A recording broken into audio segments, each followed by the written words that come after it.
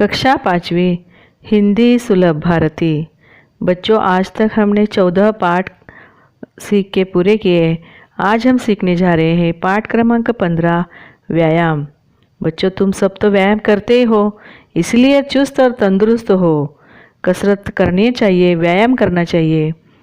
स्वस्थ रहने के लिए व्यायाम बहुत ज़रूरी है।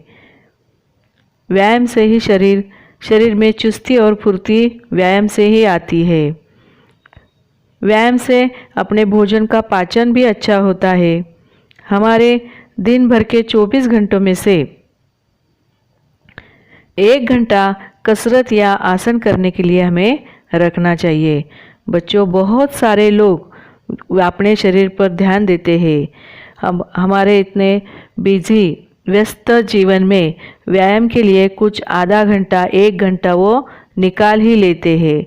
सुबह या शाम को वो कसरत करते ही है। बच्चे, बूढ़े सभी व्यायाम पर ध्यान देते हैं, तो हमें भी व्यायाम पर ध्यान देना चाहिए और व्यायाम करना चाहिए।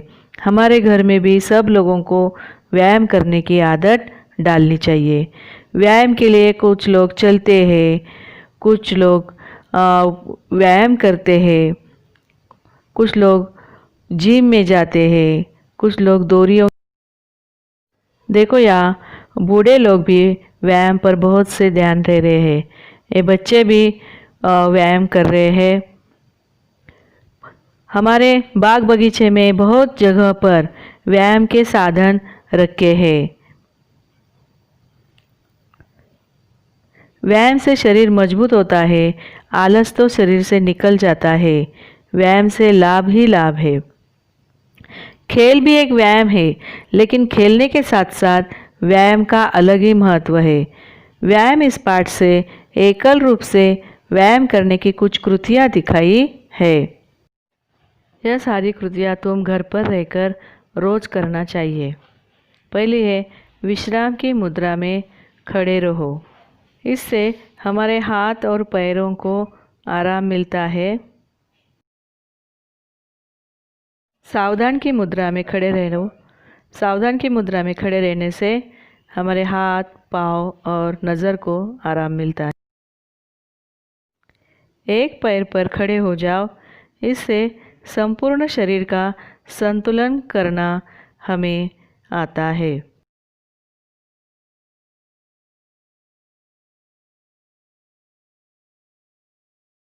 अपने हाथ पीठ के पीछे से पकड़कर आगे झुकना, इससे रीढ़ की हड्डी का व्यायाम होता है।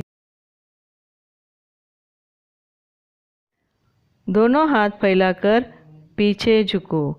इससे रीढ़ की हड्डी और पेट का व्यायाम होता है।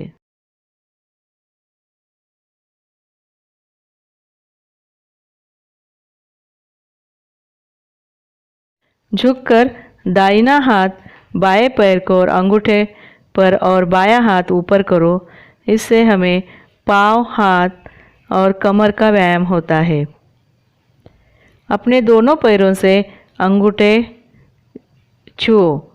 इससे हमारे पैर और रीढ़ की हड्डी इन सब का व्यायाम होता है। दोनों हाथ ऊपर करके पैर के पंजों पर खड़े हो जाओ। इससे हमारे हाथ, पैर इनका व्यायाम होता है।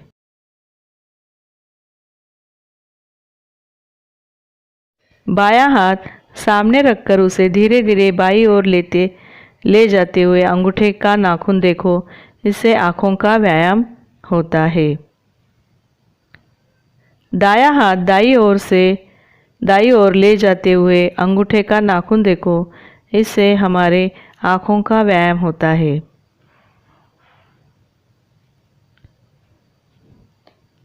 घुटनों पर बैठकर दोनों हाथों से पैरों की उंगलियां पकड़ो। इससे हमारे पाँव के घुटनों का व्यायाम होता है।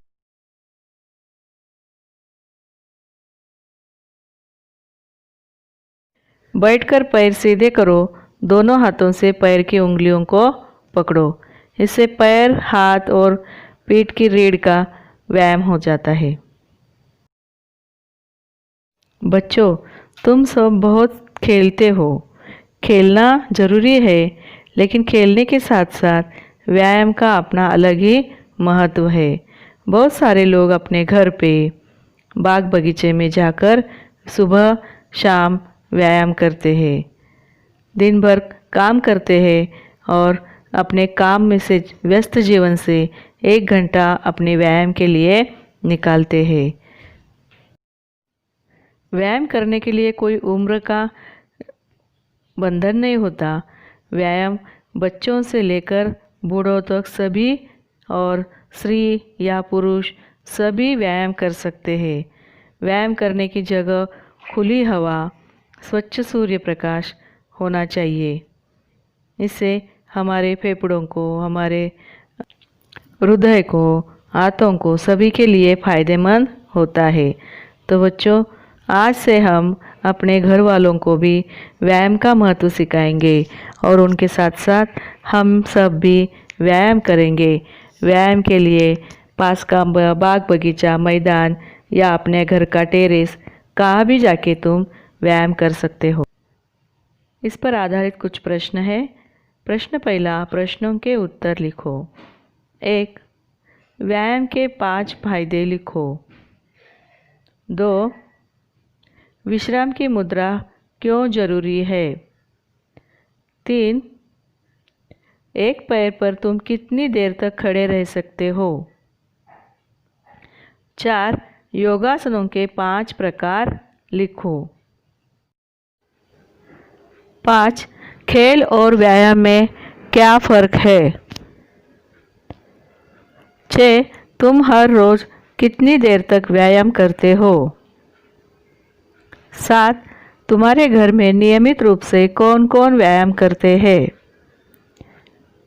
8. भारतीय व्यायाम पद्धति योगासन के बारे में 5 वाक्य लिखो। 9. तुम हर रोज़ कितने सूर्य नमस्कार करते हो। 10. अनुलोम विलोम के फायदे लिखो। इन सारे प्रश्नों के उत्तर अपनी कॉपी में लिखो। खेलो, कूदो, व्यायाम करो, स्वस्थ रहो, तंदुरुस्त रहो। धन्यवाद।